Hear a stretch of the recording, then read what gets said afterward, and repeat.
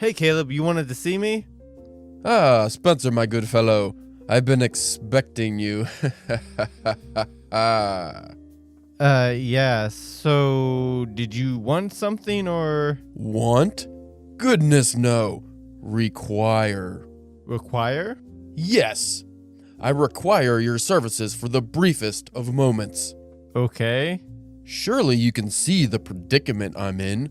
Well, actually, no, I can't. I lost my glasses at the pub last night. A pub, you say? Surely you can't be serious. As serious as a fought during a recto, 'cause I am. And stop calling me Shirley. Rightio. Anyway, if your spectacles were affixed upon your face, you'd see that I, the host of the most prodigious writing and books podcast in the business, has been immobilized by a rather substantial stack of fallen folios. What? My to-read pile finally fell on me while I was taking a nap. But you're on a podcast table. I hardly see how that matters. And you're naked. I hardly see how that matters. Dude, your hairy ass is touching my drink coaster. I hardly see how that matters. It matters to me. Can you just unbury me? No way. Your reckless reading got you into this mess. Blockhead! Wait! Don't go!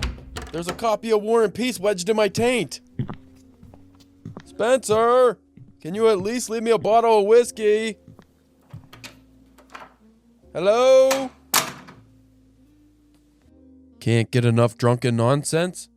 Listen to new episodes of the Drunken Pen Writing Podcast every Tuesday wherever you get your pods.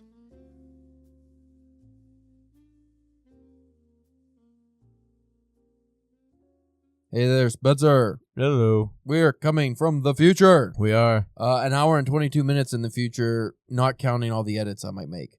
I started recording early to just make sure the audio is fine. So there's probably some minutes there that'll be taken off as well. Today we are talking to Kurt Luchs. He is a humorist and a poet. I decided to do this introduction after the main episode because it's a long introduction. I didn't want to flub it and blunder it because this man is quite notable. Yes, he is. So, for those who are asking the big question, who is Kurt Luchs? Do you know Who is Kurt Luchs? Who is Kurt Luchs? Kurt Luchs was born in... Am I going to fuck it up? What the fuck is Chickamauga, New York? Oh, man. He's going to listen to this and say, I'm not going to go on their podcast again. Those buffoons, which we are. He was born in New York, and he grew up in Wheaton, Illinois. I can pronounce Wheaton. He's lived and worked all over the United States, mostly in publishing and media. Currently, he's based in Kalamazoo, Michigan. His first poetry publication came at age 16 in the long-gone journal Epos, or is it Epos? E-P-O-S. Does it bother you when we get guests on who are very esteemed from a young age, and you have got your first publication at 35 or something? Especially back then, too. Yeah. You know, like... Yeah, when people were actually worthwhile to read, it was like, oh, if you're getting published in these things at 16, you must be really fucking good. Right. Whereas if you get published at 16 now, it might not mean as much. So he, also, by the way, I brought that up because he was published right next to a poet, you might know, one Charles Bukowski. I almost thought about bringing him up, but we were already going so long and you already had so much stuff to talk about. So if we have him on, I would like to see what his thoughts on him are. Yeah, if you folks are into poetry, you'll really enjoy this episode. If you're not into poetry, you'll still really enjoy this episode because it's a very interesting conversation on art, creativity, just media in general, and kind of the way we broke down some, not necessarily broke down the poems, but we talked about them. I thought it was pretty interesting. Kurt has also written comedy for television. This was where people would, be more aware. Politically Incorrect with Bill Maher, which we've had nothing but kind words for Bill Maher over the years. And The Late Late Show with Craig Kilborn. I was incorrect. I thought he wrote for Craig Ferguson. That's the Scottish guy, right? Yeah. It was Kilborn, which I forgot existed. Right, yeah. But he said in the interview that he had a better time with Kilborn than he did on Bill Maher. Said Bill Maher was a fine man, but the problem was very demanding. Yeah. Very demanding. Which I can imagine. Probably also an asshole. Kurt also worked in radio. I think it might be a gimmick. That's the thing. It's like a showbiz gimmick. Kurt also worked in radio, American Comedy Network, as well as contributing humor to The New Yorker, The Onion, and McSweeney's Internet Tendency, among others. He is also the author of the poetry collections Death Row, Row, Row Your Boat, from Sagging Meniscus, that came out in 2024. Falling in the Direction of Up, that's MS, came out in 2021. And the humor collection, It's Funny Until Someone Loses an Eye, Then It's Really Funny. That was also by, Sagging Meniscus, 2017. SM is what he shortened it to. I read that as a different publication because, as we mentioned in the episode proper, I don't get to find her nuances of things sometimes. His poetry chapbooks include One of These Things Is Not Like the Other, that came out in 2019 from Finishing Line Press, which published Bryce's chapbook. Oh. By the way, just so you know. And The Sound of One Hand Slapping, that came out Sir Vision Press 2022. Also very notable, he won a 2022 Pushcart Prize, big deal, and a 2021 James Tate Poetry Prize. Might be a bigger deal, I'm not sure. I'm not into the poetry prize sphere because I'm not gonna. While I am a poet at times, I am not often regarded as award-winning poet. Not even award nominated, but maybe one day. The 2021 Islands Book Awards for short stories and the 2019 Atlanta Review International Poetry Contest. He's won these things, Spencer. He is also a contributing editor of Exacting Clam, which we talked about a good bit. Delightful conversation. Mm-hmm. A delightful man. Yes. I've really enjoyed the time we spent with him, and I hope he comes on again. I also liked his tropic background on his thing, even though that he's in Michigan and covered in snow. Amidst a snowstorm, he had a tropical background, which you folks will not see because we do not have video. I had one one listener reach out and said we should only do video, but not audio. That's just Think about that for a minute. That's just because they haven't seen us. Well, that's the thing. They want to see us. They don't want to hear us. Yeah. Well, I mean, that says some things. After almost like 500 episodes, I mean, you guys should shut up, and we just want to look at you. And who wants to look at us? That bothers me. Yeah, that's what worries me. Like two guys mutely talking to each other. I don't like that. So anyway, stick around for a very long conversation that I think you'll find both engaging and enthralling.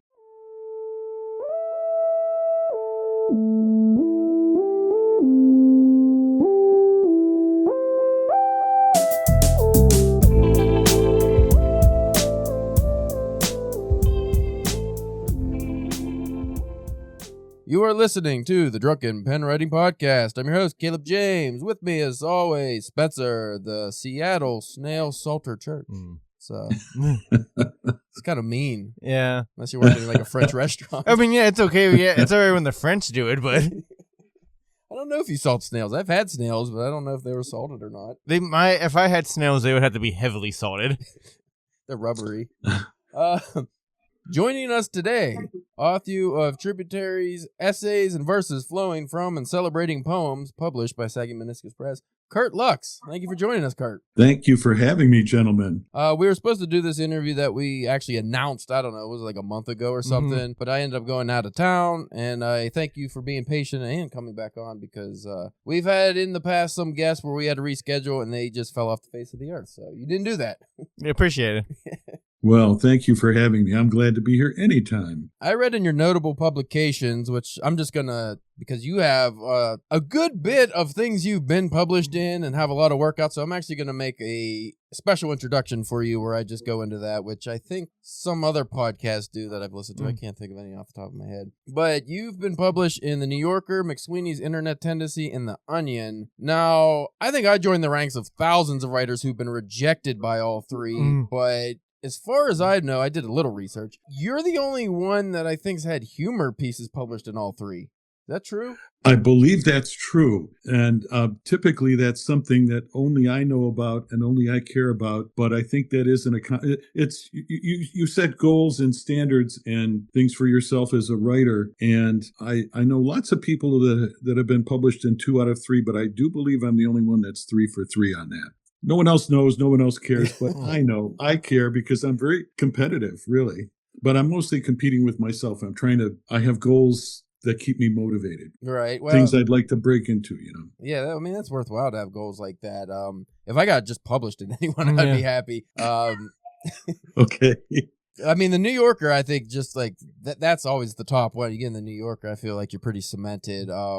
McSweeney's, I think I've only submitted to them twice, but I got a nice rejection, so that's something. But yeah, that's one of those ones. When they give you a nice rejection, they're serious about it. I know the guy that has run it, that side of it, for a long time. When I started there, Dave Eggers was doing it himself, but the other guy, what's his name, Chris? It escapes me. But anyway, he's run it for a long time. Very nice guy. If he gives you a compliment, he's sincere, and that means you really should try again. Well, the problem is I don't have too many humor pieces that I write. In fact, I think the 2 stories I submitted to them were the only ones I've written, and I haven't been able to place them, but I have, again, I got good words for them by a few places, Mississippi or Missouri Review and stuff, but it's one of those ones, it's hard to place humor. That's why I was interested when Tarina reached out to us, and I was reading your biography there, and I was like, ooh, I don't know if we had an actual humor writer on, especially when it's a poet, too. So, I mean, you've kind of dived back into poetry with this collection. Have you stopped doing humor for the most part? Or, I mean, your poems obviously have a good bit of humor in them. Yeah, that's a good question. I started out as a poet when I was about 16. Actually, I started out as an artist, and I was kind of following my dad's lead on that. He was a frustrated cartoonist more than anything, and he ended up being an advertising copywriter, but was always interested in art. And he would take me to a store in Chicago called Toguri's that was run by Tokyo Rose. So I knew Tokyo Rose, by the way, or at least one of the women that had that title. And she was actually the main one. She was the one that had spent 7 years in jail because she was in fact an American citizen and was guilty of treason. But she served, and then she opened this nice store, and they had all of this great Japanese art supply stuff. And so I learned how to do Japanese brush paintings. And then I studied that somewhat at the Art Institute in Chicago, which was only a train ride away for somebody who lived in Wheaton. And I was actually the youngest person in their nude drawing class. At the age, I was a junior in high school, and I would finish my class, and then I'd go downtown, and then I'd look at naked people and make drawings of them. I'm pretty sure I'm the only high schooler who was doing that. I even sometimes completed a drawing. Backed away from the easel a little bit, but yeah. Yeah. Did I answer the question? I can't remember what the question was now. If you were still looking for more humor stuff, or just mostly the poetry? Yes. So I did humor for a long time. Well, I was in a comedy act with my brothers, the Luchs brothers, in the 70s, and we actually released a 45 record, which actually got somewhere for an independent release. It sold pretty well in the U.S., selling well for an independent release, and it sold even more over in Europe. And it got played. One side of that record got played on Dr. Demento's show, which I'm sure you remember. Mm-hmm. You know who Dr. Demento is? Is that the kooky guy on TV? No, Dr. Radio. Yeah, radio, right?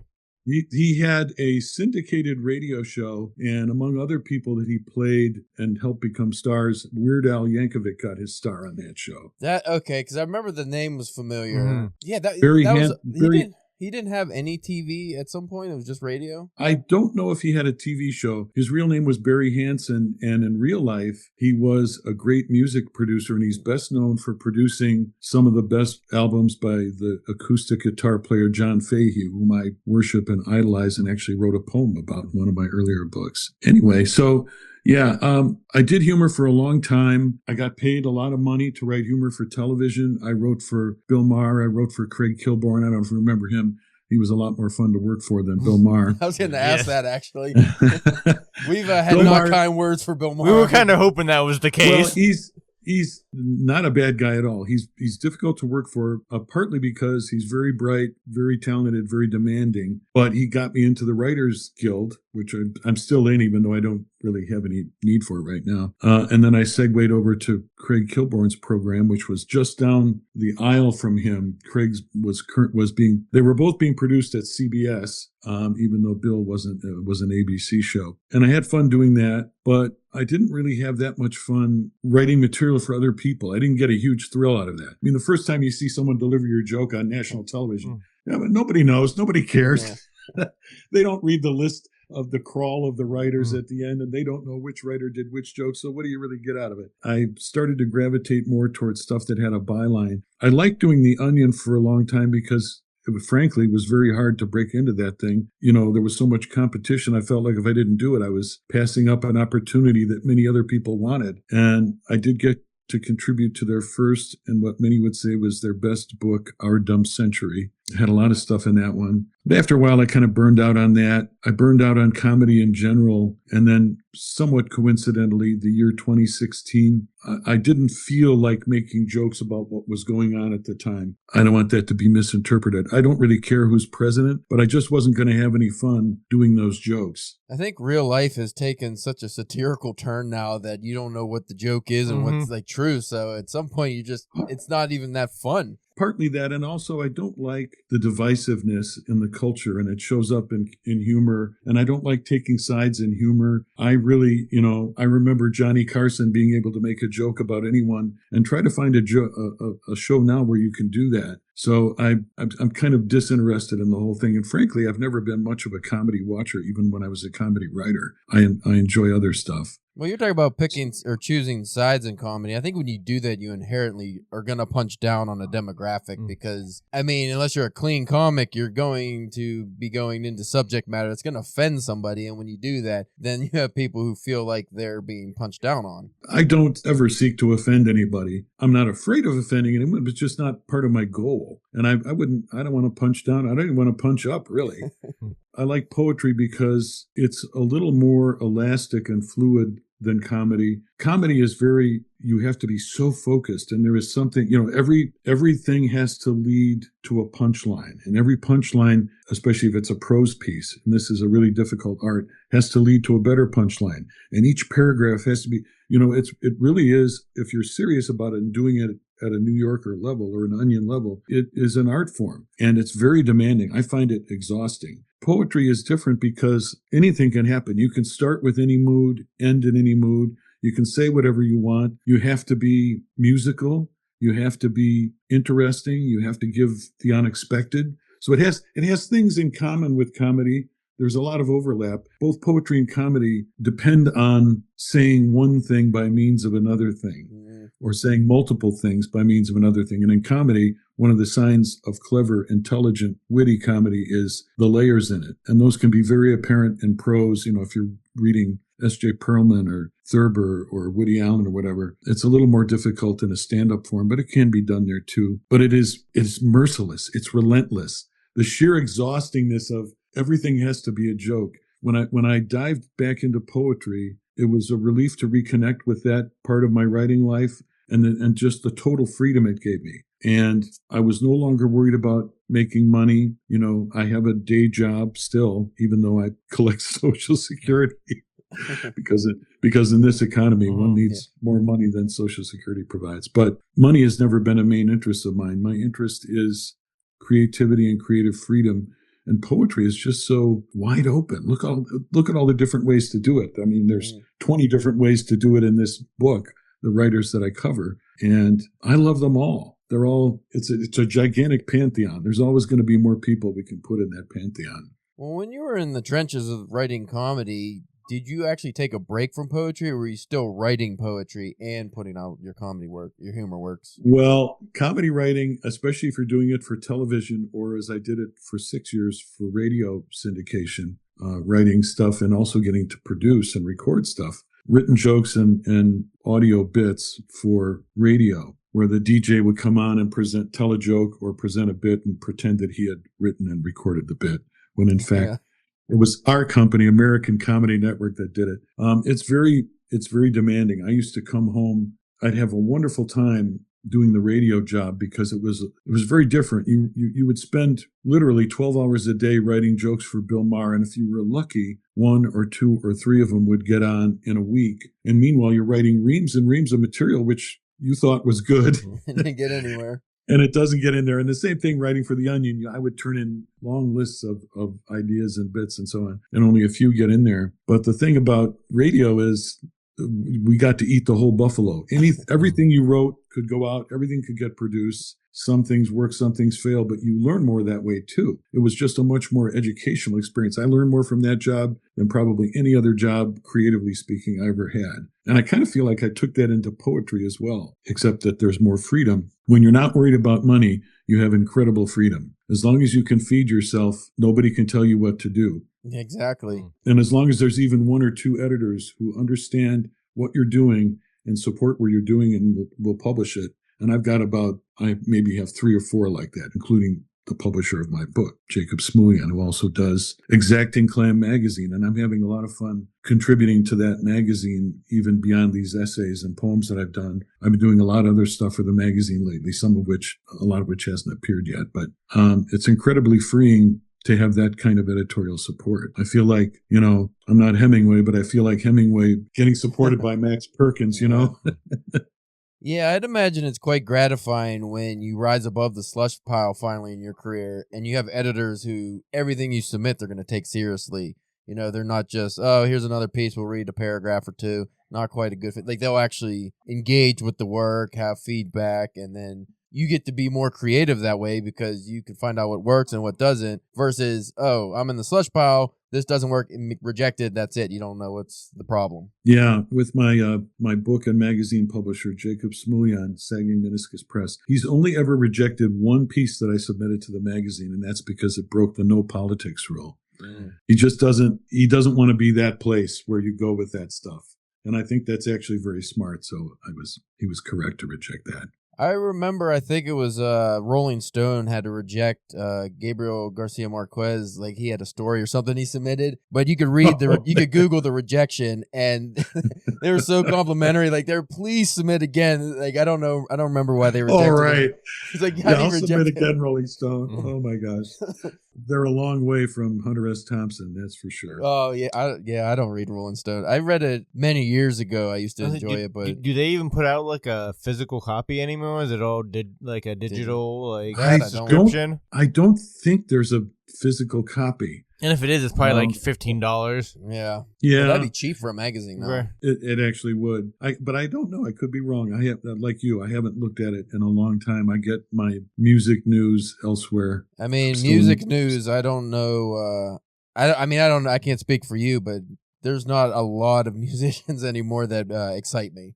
Not to digress too much, but I know you're a big Beatles fan, as you mentioned in Tributaries. But I don't get a lot of music. Like, there's a handful that I get excited when I see they release work now. Yeah, it's not a long list. I'm sure there's always good stuff being done because there is always good work being done in multiple genres. But you go through cycles where the good work actually has a successful commercial life, and then there are periods where it doesn't. And so in your, and this applies to music, literature, everything, film, your sense of what the history of a time is might be warped by the lack of recognition for work that was actually there, simply less known, less appreciated than it should have been. But that provides opportunities to come back later and say, wait, why did nobody go see this movie? And in the world of the digital world now, that's even more possible than ever. So that's one of the great things about science and technology, making essentially the rescuing of art more possible. Well, we've talked about before, just with all those things now that there's so much of everything now. So even if something is really good, trying to find it could take you forever to, before you even see something. That's true. There's so many magazines. I couldn't even pretend to keep up even with the ones that I've contributed to. So I try to keep it simple. But honestly, I don't know if I should admit this, but other than my co-authors at Sagging Meniscus, because we do share roughly loosely an aesthetic, I keep up with them, but I mostly read work from people who are dead. The Dead Poets Society. I haven't read all the classics. Why do I want to read a bunch of stuff from now, which I know isn't classic? I was going to ask you about that later, because I actually fall into that exact same problem category, where I read far more classics than modern stuff. And I make it a point every year to read 5 to 10 modern contemporary writers, but I'm often disappointed. And it's one of those things too, it's like, if you can read work by the lost generation, do you need to read this generation? If you haven't read it yet, I want to read the stuff that I know I'm going to probably really enjoy. Right. Though you do get some issue with relatability once you get to work that's now 100 years old plus, but even so, it's still enjoyable. I believe it was it Pound? I think I quoted him. Journalism is news. Literature is news that stays news. If it's real and it's a classic, it doesn't matter how the culture has changed, politics has changed. This is why we can read Homer and find him very contemporary. Well, that's like if you look at the I think like the Nobel Prize winners, maybe not the Nobel Prize winner. I'm thinking of the bestsellers of every year in like the 20th century. Most of the books you haven't heard of, There would be like your Nicholas Sparks books now, your fluff books. What stands the test of time often isn't what's the most popular, of the genres. I think I mentioned, I might have mentioned somewhere in there, if I look at the 40s, I have a peculiar view of who the greatest novelist of the 40s is. For me, it's Raymond Chandler. It doesn't matter to me at all that he was writing in a genre, and that it happened to be the detective genre. There's more depth, more detail, more knowledge of life as it was being lived than in just about anyone else. I mean, maybe Hemingway and maybe Steinbeck aside, there's nobody else for me that defines that period of time. I reread everything by Raymond Chandler every few years, partly just to get excited again about writing and narrative technique. Some heroes of mine, the Firesign Theater, who were and are friends of mine, 2 of them are dead now, but before they would start a new album, they would get together and read Chandler out loud just to get a feel for the excitement of telling a story well. I believe we did an episode. I know we did an episode, a Book of the Month episode on one of Chandler's books. The Big Sleep. Yeah, The Big Sleep. But I think we actually had an episode that was dedicated not just to his influence, but the pulp writers of the time. But that's one of the things that always stood out to me was, like, such as Chandler and Robert E. Howard, is their ability to stay relevant now through their prose. When you read their works, it doesn't matter the time period. It's all they write in such a way that it always sticks with you. You have such a good view of Southern California and the oil business and everything else that Raymond Chandler knew. I identify with him a little bit. Obviously, I'm not in his company. I wish I was. The fact that he started out as a poet, and he was a pretty dreadful poet and a very unsuccessful poet.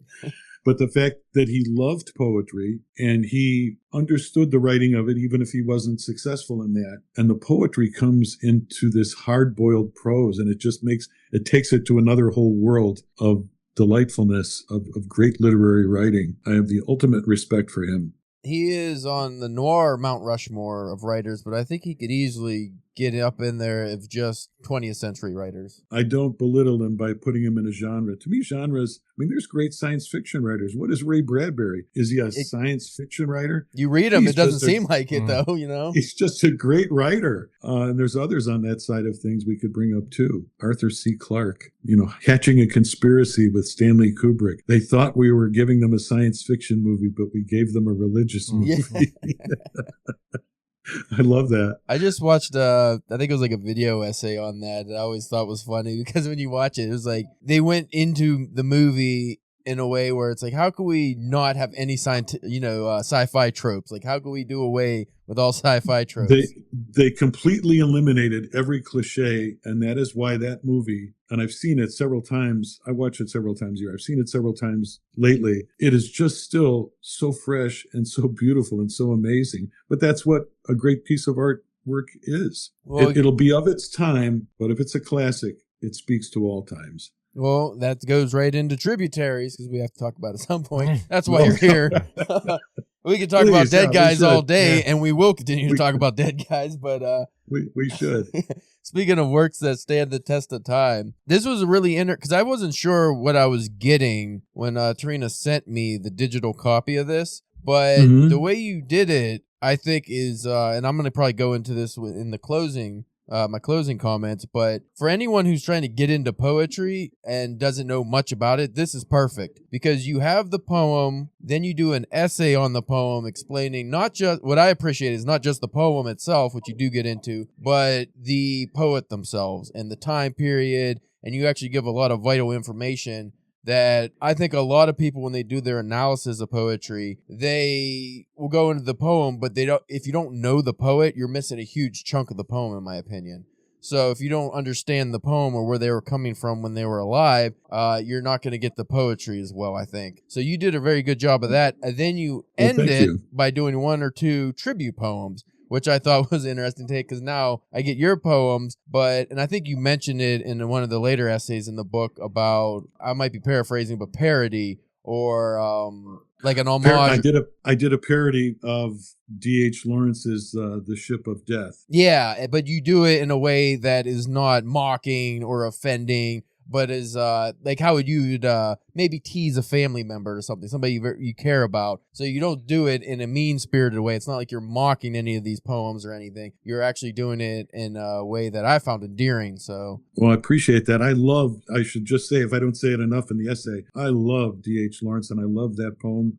I've read it many times, and I get something new out of it every time. But I feel I was influenced in that by someone else who was funny, and I wrote an essay on his funny poem, Kenneth Koch, and his poem, Fresh Air, which is an amazing comic epic. But in another poem, I forget the name of the poem, but he's kidding William Carlos Williams, who's a poet that obviously influenced him and who he loved, but he's ribbing him. Yeah. And he was making fun of the one about the most famous William Carlos poems about the three, what is it? Forgive me for taking the plums. What was it? Anyway, he leaves it's like leaving a note on the refrigerator. Forgive me for eating the plums that you were saving, but they were so juicy and delicious. Anyway, Koch has fun with that. You can tell that he loves William Carlos Williams, who's obviously a huge influence on him. I wonder what William Carlos Williams thought of that parody, but I would like to think he enjoyed it. That would be an interesting question that obviously we won't be able to get an answer to, but, if some of these poets were able to read your tribute poets or your tribute poems, what they would think. Because some poets are very, like, if you had Ezra Pound, I don't know exactly what his take on a tribute poem would be, because he seemed like a pretty serious guy, but it'd be interesting. He was a very funny guy. I mean, when he wasn't doing I guess politically he was serious, yeah. Yeah, but great sense of humor, and I didn't actually do him in this one, but I probably will have to do him at some point. He's someone I want to reckon with. But, I don't know. Poets are just people, and some of them take themselves very seriously. I take myself seriously as a writer, but I certainly don't feel above being made fun of. I mean, I would regard it as an honor if somebody would write a parody of something. Yeah, I would take it as a compliment, at least if it was, even if it wasn't well done, just the fact that they're thinking about you. That's what I always, right. That's one thing I always go into is, somebody, whether they replied or reviewed something I worked on, just the fact that thinking of me makes me happy. Even if it's not the best thoughts, I don't care. Absolutely. It's better than being ignored, Always. So going into poetry, the one thing I've always struggled with some of the finer nuances, which again, you did a really good job of breaking down these poems in ways that I wouldn't even have thought about. So, for instance, in To the Stonecutters by Robinson Jeffers, you share an idea about the soft consonants in the poem and how they reenact the elements wearing down the stone. Granted, you don't. I believe you said you couldn't defend that theory, but just the fact that you mentioned it got me thinking about that. I was like, yeah, that is interesting, and that does kind of fit. We don't know if that was deliberate on Jeffers' part or not, but I really like how you went into things like that, and that I was wondering how you go into poetry, whereas like a casual reader might go into it and they read the poem at face value, think about it a little bit, but they miss so much. How do you actually, what would you look for when you go into a poem? Is there something that you take the time and break down, such as the consonants and things like that? I would only bother to do that with poems that greatly impressed me and that I was trying to understand how they created, how the writer created such an impressive work. But I am used to reading and noticing a lot of those things just naturally, and trying to do them myself and writing both free verse and formal verse. I love it. I love it all. And in the case of Jeffers, I'm sure they mostly do intend to do all the things they do, but perhaps they're also so good at their craft that there doesn't have to be an explanation. Maybe they can be more in touch with the unconscious side, which is the thing you're always trying to tap into, the deeper world consciousness, a Jungian kind of consciousness. And the poet, I think a lot of poets feel that when they write, they are getting in touch with something higher than and outside of themselves, not a deity necessarily, although maybe one of the muses, and that they are hooking up to the cosmos in some way. I certainly feel that way when I feel I've been successful. Although it's interesting, I can't always tell when I write something if it's good or not. I can't always tell right away. And recently I have a cache of about 100 poems or so that have not been published and that I mostly haven't tried to publish. And I went through it recently and I thought, why didn't I ever submit that anywhere? What's wrong with that? There's nothing wrong with that. Well, I don't know. Maybe maybe I thought there was something wrong with it. In a few cases, I go back and I see a problem and I fix it, and then I make it something that would be submittable. But I'm mainly just trying to be a medium. I'm trying to be a clairvoyant. Well, I think that applies to fiction as well, as sometimes you just need distance from your own work to better appreciate it. I was going to say, how many times have we wrote something and we was just like, oh, well, this is garbage, just leave it on the laptop, and then we see like an open call for someone, and we're like, oh, that kind of fits for there, and it gets accepted, and it's just like, well, I thought that was garbage. Like, somebody liked it. Yeah. It's good to be critical of your work, but not when you're doing the draft. You really need to separate the writer from the censor. And I think I mentioned in the book, I don't do an Auden poem in the book, but I probably will next time. And he was very good on that in his prose writing, talking about let the writer be the writer, let the censor come in later. You really don't want the censor to start pronouncing judgment on things that are still being born. It's like telling a child, as soon as it comes out of the womb, you're doomed. Well, no. It's a little early for that judgment. You want to give the kid a chance to grow. Well, you brought up earlier about when you read poems, you don't necessarily read every poem super deeply, just the ones that affect you. I think as especially modern readers, and this might just be due to TikTok and short media, I think a lot of readers that do read poetry now have a tendency to read them or rush them when they read them. They read them too fast. I mean, I know I'm guilty of that as well. As sometimes where I'll sit down with like a poetry collection or something, and I find after I read it, I don't even know what the fuck I read. Like, I went through it, and I'm like, what? Wait a minute. I mean, you can do that with prose, too, but it's like, I read a whole, I read a 3-page poem, and I don't remember a line. Like, I don't know what that was about. Why did I do that? And then you have to go back and actually sit with it. If you care. I mean, sometimes a poem just doesn't hit you, but I think some poems demand that you slow down. A lot of the poems you chose in this collection, I felt did that. Evening by Charles Simic was a really simple one. Like, it was one of those ones that you can easily just rush right through that. Read that in 10 seconds. I found that I read that multiple times, and that helped me better appreciate it, because if you just read it at face value very quickly, it seems very simple, and then you just move on. He is a writer who is he wrote a huge amount, and it's all of high quality, and any attention you pay to his work will reward you. I love everything he did. He was a great essay writer, and he did other things as well, but I think he was helped by the fact that he was I'm not sure about him being a photographer himself, but he edited photography magazines and deeply appreciated the visual art of photography, and his poems have that impact. They create very sharp, clear, and usually rather strange images, and they're usually nocturnal, and I just love him beyond all measure. He's one of my great favorites. I could have written about probably 100 of his poems. And he's someone, ever since his first 2 chapbooks got put out by Kayak, which was a great magazine in its day, they just fascinated me. And I've loved his work my whole life, basically as long as I have been writing poetry. Mm-hmm. So very sad when he passed, but as it must to all men, death came to Charles Foster Kane. One poet that is just sprinkled all throughout this collection in the essays. I don't want to say scorn, but there seemed to be a little bit of scorn there and admiration. And I think most readers of his work will agree. T.S. Eliot. And I find often when I read a T.S. Eliot the Wasteland collection recently, and I found I was more irritated than wowed by his purposeful obtuseness, So my question to you is, before we go into T.S. Eliot, is how important is actually conveying a message or imagery in poetry to you versus that kind of stuff where it's like, I don't know exactly what I'm reading? Well, I don't want you to get the wrong idea. I love T.S. Eliot. Oh, there's so many things you could say about him. I mean, it's fair to say that whatever you think of The Wasteland, Pound as editor had nearly as great an influence on that work as Eliot did as the writer. I read that it was much more pompous before Pound got to it. Yeah, and actually there is a fascinating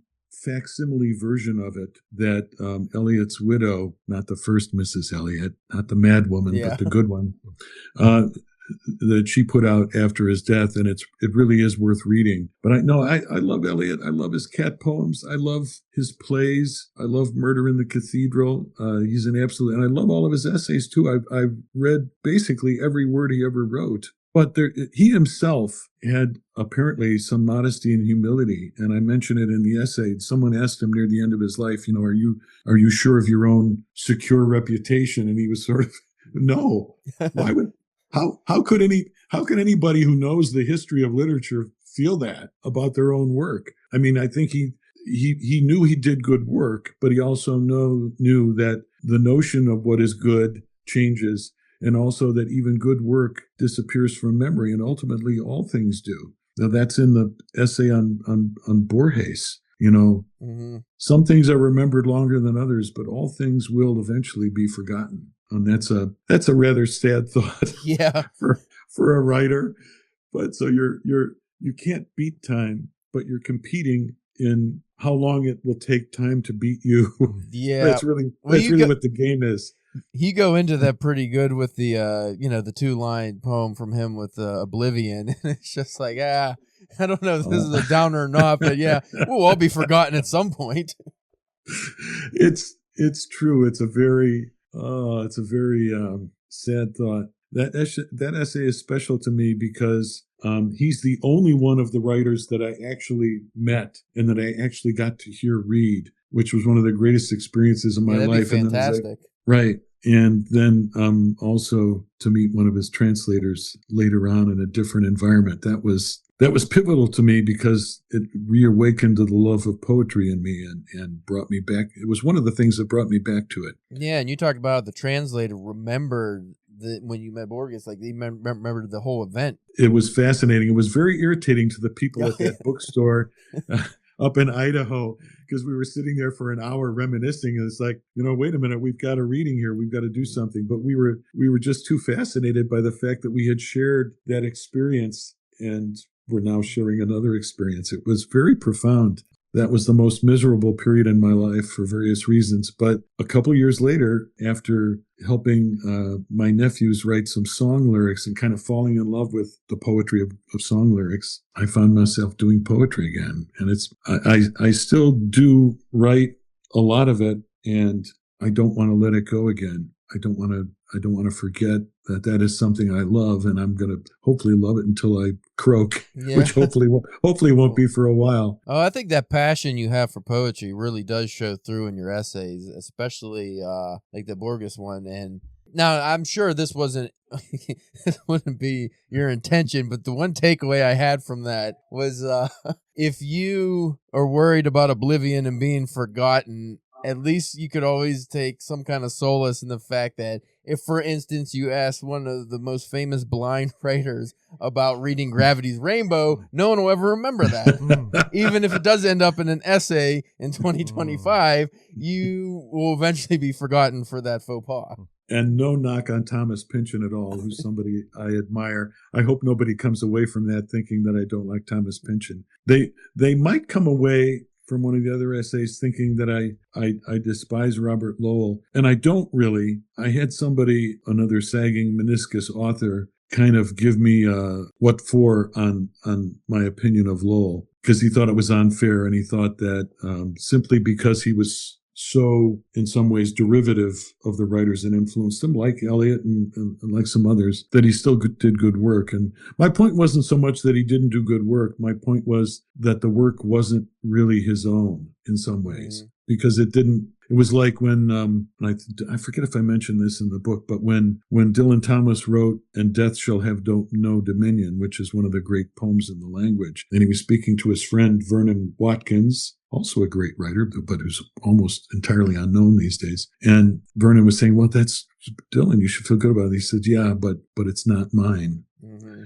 And Watkins instantly knew what he meant, that it was essentially him writing with the voice of Yeats. Now, I would say I'm still glad to have the poem. I don't care whose voice he was writing with. It's a great poem. But I understand the point he was making. But then when a great writer shows us their example, whether we're sedulously imitating them or not, or kind of letting their voice speak through us, that's one of the beautiful things about literature. It changes things. It makes new things possible. And I understand Dylan Thomas's feelings, but in my opinion, it's all good. And it's like, I forget if I mentioned this somewhere in the book, there are writers who are great, but don't change everything. And then there's a couple, really just just a few in our language who are not just great writers, but who changed everything. Mm-hmm. Shakespeare being one, Hemingway being another. Hemingway affected the way everyone wrote after him, including people who had no connection to him stylistically. He changed the way every person thought about writing, and not just prose writers. He changed poets too. Just to play devil's advocate, I think that can be a treacherous line to walk when you're trying to, even if it's subconsciously, say a Hemingway, emulate that succinct short writing style, or one of, like, I think like, because there could be an homage, there could be, we all steal as writers. Any artist steals or borrows, whether just you mean to or not. Steal from the best. Yeah, steal from the best. You're not trying if you're not stealing. Exactly. So I think of like an actual modern example. So in Alan Moore's giant novel Jerusalem, he has a chapter that's basically written as Finnegan's Wake, and it's about James Joyce's niece. And I think Joyce is one of those, right? Well, any of the postmodernists, there are a lot of those writers who are emulated, and to do it well is difficult. But where I always struggle is, you say you're all good with it as long as it's done well. My problem is when you get, let's say, movies, like Quentin Tarantino, where are you just stealing bits of everything you like and making your own amalgamation that is art in itself, but it's everyone else's work and not necessarily your own original work? Yeah, I mean, what would you call it? A pastiche? The questions of proper attribution and authorship and acknowledging one's sources is an important thing, but from the standpoint of civilization and, you know, making sure that it goes on, I look at the Tarantino movies and I think they are magnificent achievements. And I find it hard to be too critical of how he got there. I do like the fact that Ennio Morricone got so fed up with Quentin taking his music from other movies for which it was intended and putting it in his movies that he actually hired Ennio to write a great score for the Hateful Eight, thereby somewhat repairing the ill feeling there. But there's a lot of ways to skin the cat. Far be it for me to tell somebody else how to do it. And all I know is, if we're still watching Quentin Tarantino's movies 100 years from now, and I bet we are, I'll bet that question won't even get asked. That's my sense. Most likely not, but I also think that stuff like that keeps the original works alive too that have been forgotten. There's there's a lot of like Akira Kurosawa, his work I didn't know until I started watching Tarantino movies and saw some of the inspiration and looked it up, and I was like, oh, there's a whole list of Japanese directors I haven't watched any of their movies from the 50s, 60s, maybe 70s. So to a degree, that I think that could keep classic works out of, because you mentioned a lot of works in this book that mainly a lot of writers that for whatever reason not just aren't underrated, you just don't hear about them. Like a lot of them I didn't know, and I'm glad you brought them back. But I think in modern poetry, you can do a great job, and just literature in general, of bringing back some of the classic writers that might have been forgotten, or the classic artist, by not necessarily reinvigorating, but just by utilizing some of the things that worked in their work, and if you give them the proper attribution. I think that's the important thing, is you mention where you got some of your ideas from or your work from. And a lot of authors do that. I think I want to say David Foster Wallace had a short story, something along the lines, I forget the title, The Soul is a Smithy or something, which was a Joyce line, reworked a little bit. But I think a lot of authors do that. And I mean, I do that a lot too. But I try, if it comes up a conversation, I tell people, hey, I got this. I was telling Spencer off air, I came up with a story idea from one of the poems in here. Was the Iron Lullaby. I thought was a really interesting 2 words that I never heard together. I was like, I could come up with a story for that. I don't know what it would be, but then I would have to attribute the poem I read it in, which I don't remember off the top of my head. That's an interesting phrase. Yeah. I mean, and influence is a funny thing. I mean, how many people that watch a John Sturges movie? What was the one that he ripped off from the Seven Samurai? Magnificent Seven. Magnificent Seven. So, they're very similar. Actually, he had to pay royalties to Kurosawa because he didn't originally acknowledge him. But it's like 2 versions of a legend, except the legend happened to have a copyright. So that would be inconvenient if you don't pay the guy. But they're both great movies. And then, then they remake Sturges' movie, but they haven't remade Kurosawa's movie. No. Because guess what? I don't think they could. But maybe they could. authorship and influence, it is an interesting issue. Basically, anything that gives birth to more art is good, and especially if the art is good. Anything that's generative, Yeah. Well, that's where the fear of AI comes in, is that it just takes from everything that already exists, but actually produces nothing original. And if we have a generation or two of quote unquote artists and creators who just use that to make their art, or just lean on it heavily, at some point everything will get kind of stagnant and read the same. Movies would have the same. I mean, we already get that with some movies where they call them formulaic because this sells, so we're just gonna make constant movies that are just like this. Right. I worry you're gonna get that with writing at some point, where it went from just honoring and borrowing from the greats to just ripping them off, to the point that it all becomes just the same. Carbon copy, and just a clone of a clone of a clone until there's nothing original that exists. Some people are worried about AI. As a writer, it wouldn't interest me to use it at all, of course. I'm however poverty-stricken my imagination, that's the one I want to use. I wouldn't get any kick out of writing something, even if it was something good, using AI. That's not me. I have many friends whose books were used to create the AI algorithm or whatever it uses, and I think there's pretty big lawsuits about that now, but that would suck. So I'm sure you're on that list, by the way. You got published works, you're on it. Well, no, you got published works, you're on it. They took everybody I'm probably on a list of works that they want to deprogram AI with. And then he accidentally killed the whole system. A poem so bad it defuncted the whole system. That would be okay. That would be praiseworthy. You'd be remembered then if you blew up the Sora or whatever AI they were using. There's worse ways to be remembered, would be my thought. I think of like the Douglas Adams, the one poet that you said, the whole universe. He was the worst poet of all. And I think he caused some kind of universal, I forget what it was in the Hitchhikers, but some kind of universal alien invasion because his poetry was so bad. If only poetry had that much power. I think it's funny when I see poets, we're going to write poems of resistance. Resistance to what? Well, the current regime, obviously. You are so far, you were like 9 levels below anyone even noticing that you were resisting something, let alone what it was you were resisting. Don't waste your time. Just write a good poem about something else. Get that off your chest. If anyone takes anything away from this episode, I think it should be just write the best thing you can write. That's the focus. Don't worry about your readers so much. Don't worry about, like you said, resisting or just worry about making the best thing you can make first, and then everything else will come into play. I could vote for that. Yeah. Another thing I think you brought it up earlier, but it's in quite a few of your essays, which is inherently it's going to be in any poem, is the form it's written in. I often find that the formatting of contemporary poems err on the side of a gimmick rather than being genuine. A lot of them read like if you had a prose paragraph and you just broke it up at random or put random spaces.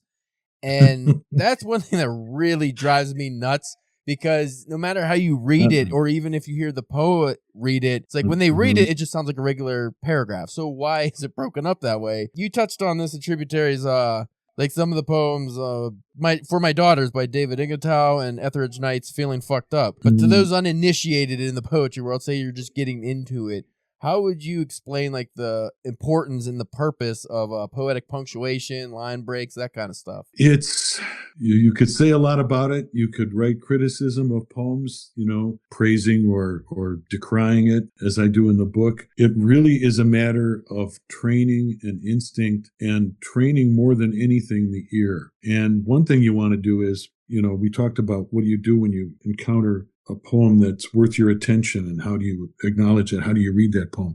Well, one thing you want to do is read it out loud. You learn a lot of things reading out loud. I think that's something that could apply to prose as well, but particularly with poetry. There is a rhythm, there is a music, there is rhyme, there is alliteration, there are all the other tricks of the trade. Reading aloud will reveal to you whether they are there and whether they've been used well. And you can apply it to a classic, and if you read your own stuff out loud and you think it's in that realm, that's a good sign, because your ear probably knows more than you think it does. I do that with my work all the time. I not only read it out loud, but we've talked about this before, a good trick for especially newer writers, record yourself reading it. Not only would that help in fiction with dialogue and, is this too wordy? Is this paragraph supposed to make you breathless? If not, then why is it? That same applies to poetry, though, and especially with the rhythm. The alliteration's a big one. Yeah. But like I said, the main thing, and I don't know how much, because I mentioned, you mentioned reading a lot of dead guys, but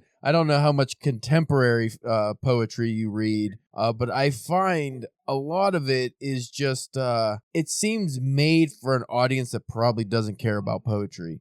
So it's more focused towards people being able just to understand the poem than actually having a deeper meaning. At least I feel. And it goes with the style of the formatting and the breaks. And like I said, it drives me nuts when I see these things where it's like, why are they doing this? If it has a purpose, yes. If you can explain the purpose, yes. But often I don't think there is one. Well, I think that's a cogent observation. I think it's true. Remember, and I say this somewhere in there, most people who are trying to work in the arts, most of the time, are failing. And that's the main reason that the work they created is going to be forgotten, and not just forgotten, but probably forgotten the day it was made. And the successful art is always in the minority, always. And you can't necessarily tell at the time whether a classic has been created. It really takes the test of time to see if you speak not just to those around you in your time, but if your work somehow has the power to speak beyond your time. So don't feel bad if you fail, because failure is the majority story. And when you're successful, not just commercially successful, but creatively successful, it's still a minority of the time. I look at somebody like, I think I mentioned this, I don't analyze a poem by Frost, but Frost is a poet who wrote a huge amount of poetry. Almost all of it was of a very high caliber professionally. He understood the craft. He's never lacking in craft. A lot of it was quite good. But the really classic, stupendous Frost poems, and I think there are a number of them, it's really just a couple of dozen. That's it. If you just took those few dozen poems, maybe 2, maybe 3 dozen, and represented him in all eternity with those poems, they would stand the test of time. A lot of the other stuff, it's worth reading, especially if you're a poetry guy and you want to know it, but not at that level. There's only one Shakespeare, Yeah. There's only one Milton. There's only one Homer. There aren't too many people that operate at an extremely high level in almost all of their work.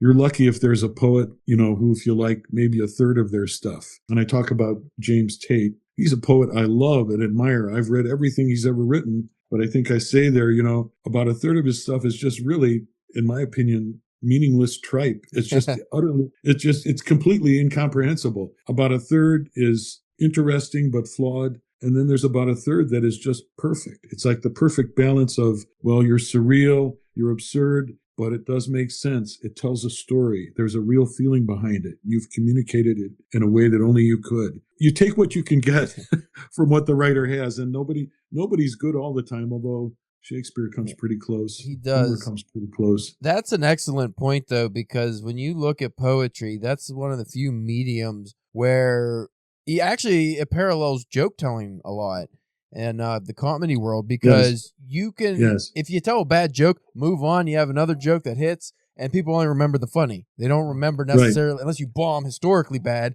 but then that also rounds about to be funny. So, but in joke telling, if you're a stand-up comedian, you work for a show, whatever, people only remember what's good. That's how it goes with poetry. Whereas like a Hemingway, he writes one bad book out of a whole bibliography, everyone remembers the bad book. A Cormac McCarthy, they say, doesn't have a bad book, but then you get into the era of, I have less favorites, but I think he wrote a screenplay a lot of people didn't like, and then, now that's terrible. People focus on that, So poems or poets, they do get off on a little bit of a technicality there, where they can have like you mentioned, Robert Frost. I read a collection of his last year. I think it was his collected works, and outside of the classics that stand the test of time, there was a lot of them were like, talking about farming or something. It's like I don't care. It's very polished, but I don't care that much. He has some very good poems about farming, but of course, to be really good, they have to be about something else besides farming. Farming is the context, and there's something else in the subtext that's more important, like mending wall. Yeah.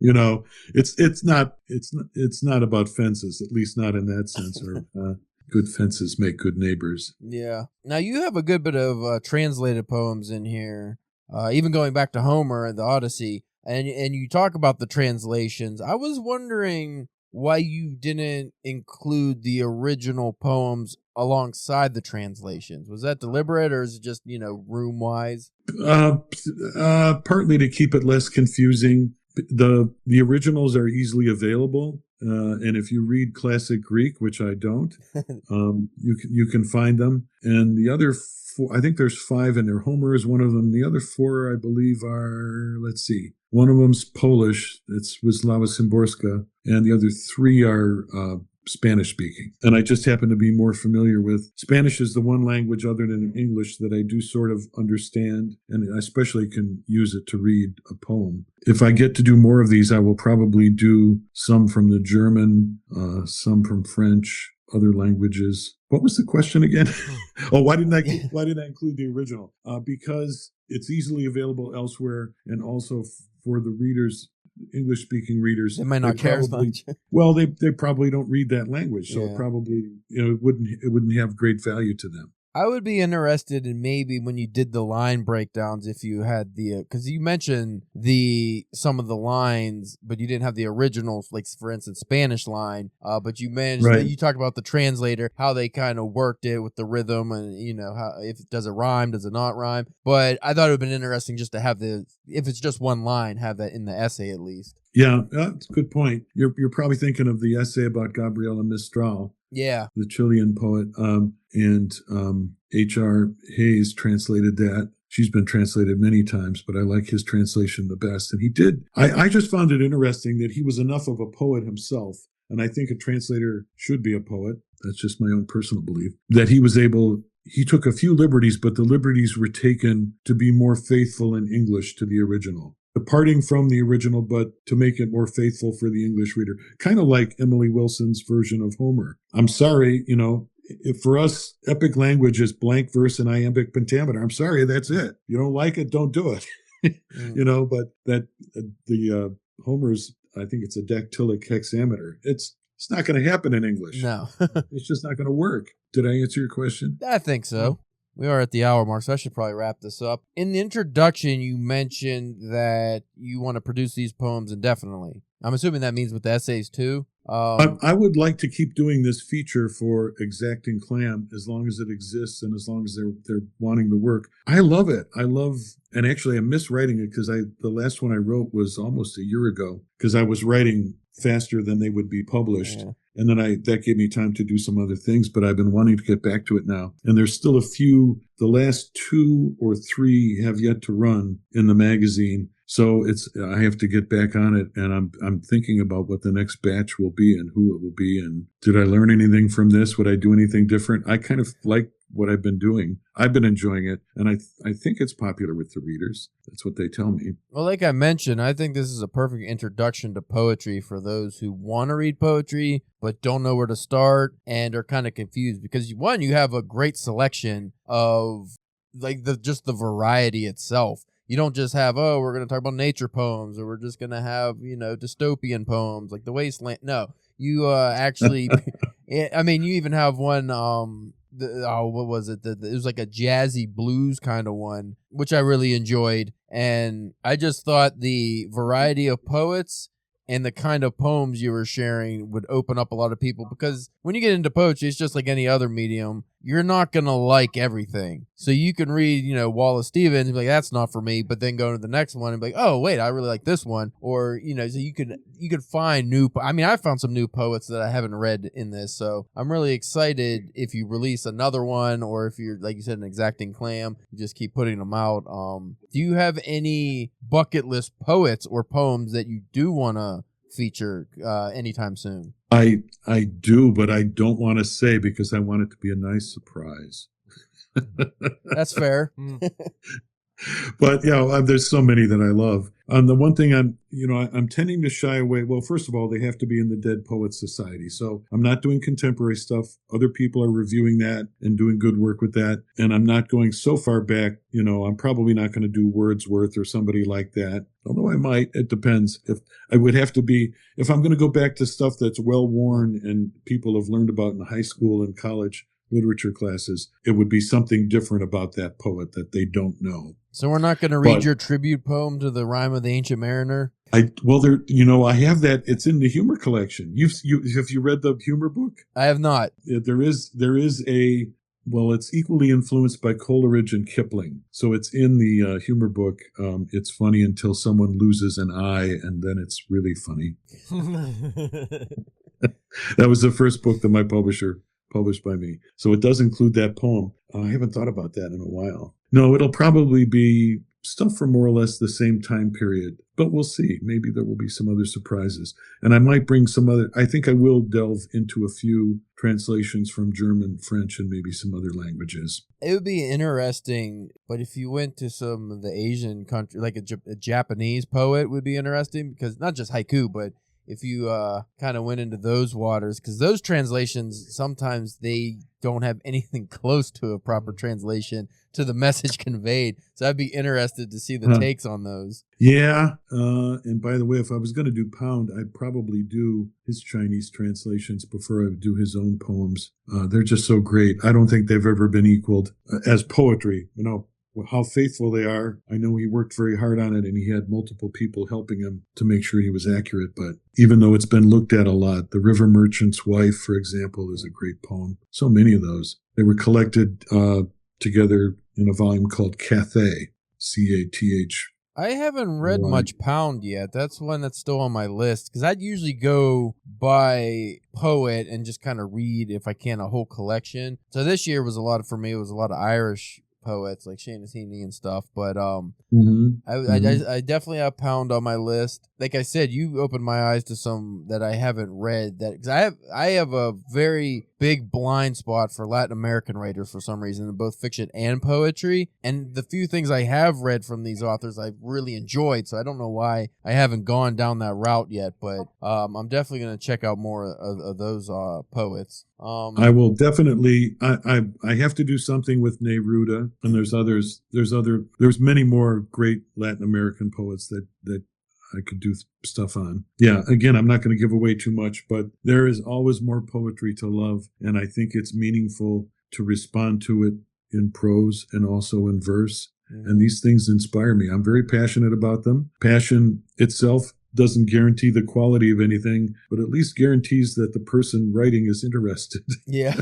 And I think it's a good place to start. Well, if you're ever interested in reading poems that could one day be future classics, and this is not an affiliated podcast, but a podcast I enjoy is called Poetry Unbound, and it's actually set up kind of like Tributaries minus the tribute poem. They read the poem, they have kind of like an essay, they describe the poem and talk about it and the poet, and then they read the poem again, so now you can get what you might have missed. You can listen to it again. But that's actually the contemporary poems collections that I have bought were because of that podcast, and some of them are excellent. So they do exist out there. I'm not familiar with that podcast, but then I'm not familiar with a whole lot that's going on. I'm a busy guy, but I will definitely check that out. Thanks for the tip. Yeah, I think they have on their website, you could read the poems as well if that's something you enjoy doing more. But this will be your time to give us where we can find you and your work. Obviously, Sagging Meniscus. Where can they find Tributaries besides that? I imagine Amazon stuff. And what else should we be looking for? Oh, what's coming up? Yeah. There are 2 other books in the chute that are complete and ready to go. They won't be published in 26, but they probably will be published in 27. One is called A Little Book About the Beatles. It contains, at this point, I have 22, but there's probably going to be 24 sonnets that I've written that are inspired by, akin to somehow responding to the Beatles, who, in my opinion, were gods who walked the earth. 2 of them are still walking the earth. I saw Ringo in Las Vegas not long ago. And there's also an essay in there about something most people don't know, which is their relationship and interactions with the soundtrack composer Bernard Herrmann over the years. It's a story I don't think most people know, and I'm a huge Bernard Herrmann fan, and I will probably be publishing some essays in Exacting Clam about him in the not-too-distant future. So there's that. It's a bunch of poems about the Beatles and then an essay about their relationship with Bernard Herrmann. That's the book as it is now, and the poems are called Fab Sonnets. And then there is another book, and most of this book, well, all of this book will be published in Exacting Clam. The book will be called Crumbs from a Smart Cookie. It's 10 autobiographical essays, mostly dealing with childhood to early adulthood, with one exception. And the title essay is about my time working in a bakery in Wheaton, Illinois, where many interesting things happened to me. And do you have a website or social media where people can find this stuff? Well, anything that's coming up will get mentioned on Sagging Meniscus or Exacting Clam. I have a website, kurtluchs.com, which is still being put together. I'm still working on that. All of my funny stuff is on there, and I also have a few things from Phil Austin of the Firesign Theater, and there's links to poetry. It's being updated now because I let it go for a long time and I had to hire a good web person to help me update everything, but that process is still not complete. It's a busy life. I used to update things all the time, and then I spend more time writing than I do updating my website. And I have to say, I think that's the better investment of my time. I think any lack of success I have in the writing world is because of that. Because I write more than I promote. At some point, you could get to a point where you don't have to promote so much, but when you're in the marketing phase, it is terrible. I don't like it. But we thank you for coming on. That was a great conversation. Yeah. Like I said, I really enjoyed that collection. And well, thank you so much. I mean, no offense to you, but when I first heard it, I was like, poetry, because we get all kinds of, like, I was telling Spencer off air, since we've switched to invite only, we generally get more guest requests for some reason, and a lot of them are poetry collections, and you can only read so much poetry, So that was actually a very pleasant surprise, because I was expecting I was going to enjoy it because of some of the poems in there I already knew and I liked, but I didn't think I was going to like the essays as much as I did. I couldn't put it down. I actually just started reading it the other day and I read it in 2 days. So a testament to anyone who is interested I'll take in this. that. But we thank you for coming on, and you get more books in the future. Feel free to reach out. Yeah. We'll have you on again. Yeah, definitely. Anytime, guys. It's been a pleasure. Thank you so much for having me. Bless you for the work you're doing, because people need ways to find out about stuff that's worth hearing about. I agree. Yeah. And also thank you for the kind words. Yeah. For you folks still listening, in an hour and 20 minutes in, you can check us out at DPW Podcast on Instagram, Facebook, and Twitter, and also YouTube, where we don't post much but the podcast. Spencer's OnlyFans this week, he is salting snails in Seattle. Yep. It's an odd one. And my personal page, CalebJamesK.com. You can see a bunch of anthologies and stuff I'm in. You could buy the works I'm in. I don't get any money from them, but buy them anyway. And we thank you for listening, and we will check you out next week. I believe we'll be doing our holiday stuff. We should begin about that time. Yeah, we should be having a year-end reading and writing wrap-up. So check that out. And again, we thank you for listening.